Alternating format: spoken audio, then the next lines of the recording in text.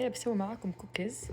هنا أضفت نصف كوب من السكر الأبيض ونصف كوب من السكر البني الرطب، وتقريبا ملعقة كبيرة من الفانيلا السائلة وملعقة صغيرة من الفانيلا البودر وزبدة. تكون زبدة شايفين لا هي باردة ولا هي حارة، لكن متماسكة تكون معنا، ونخلطهم سوا.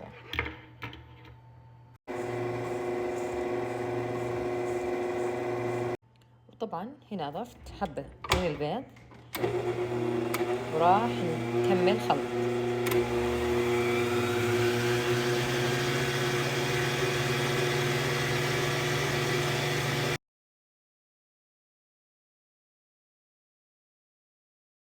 هنا أنا ذكرت لكم إن الزبدة إصبع، معليش بالغلط، هو إصبع ونصف.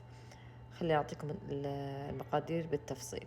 وهنا تقريبا كوبين دقيق دخلتهم، ورشة ملح، وملعقة صغيرة من الباكنج باودر، وربع ملعقة صغيرة من بيكربونات الصوديوم، وملعقة صغيرة من النشا.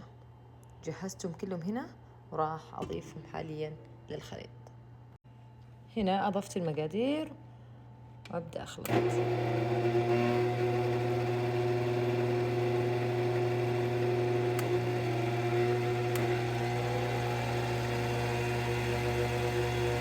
وطبعا شوكليت بلجيكي.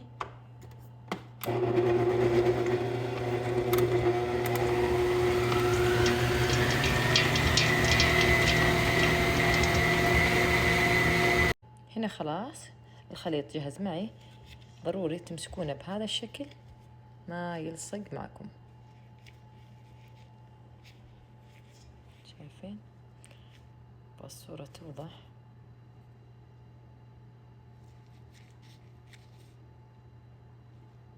خلاص كذا جاهز. هنا خذيت قطعة من الخليط وأضفت له شوكليت بلجيكي أو أي نوع شوكليت عندكم.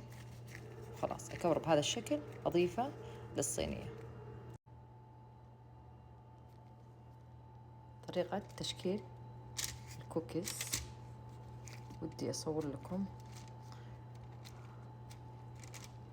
الصورة تكون مضبوطة، لكن جالسة أصور لكم بيد واحدة.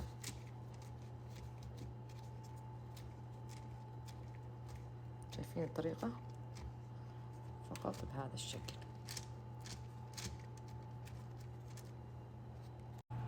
هنا دخلتهم الفرن.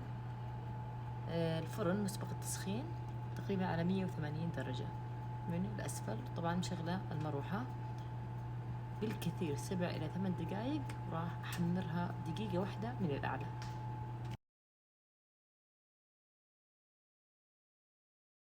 وهنا جهز عندي الكوكيز. شايفين تبارك الرحمن، لو تشمون ريحتها. بتركها شوي لما تبرد، أراويكم إياها من الداخل. وهنا تبارك الرحمن جهزت عندي.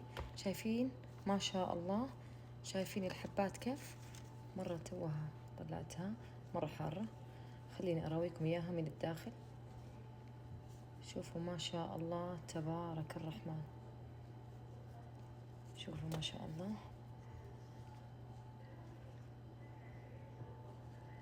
مرة الحبة هشة من الداخل، شايفين من برا مرة مقرمشة. طريقة حفظ الكوكيز، شايفين ممكن تحفظونها بهذه الأكياس، ممكن تدخلونها الفريزر تطلعونها وقت ما تحبوا تاكلونها، فقط تدخلونها الفرن ثواني أو الميكرويف، خلاص تكون جاهزة عندنا.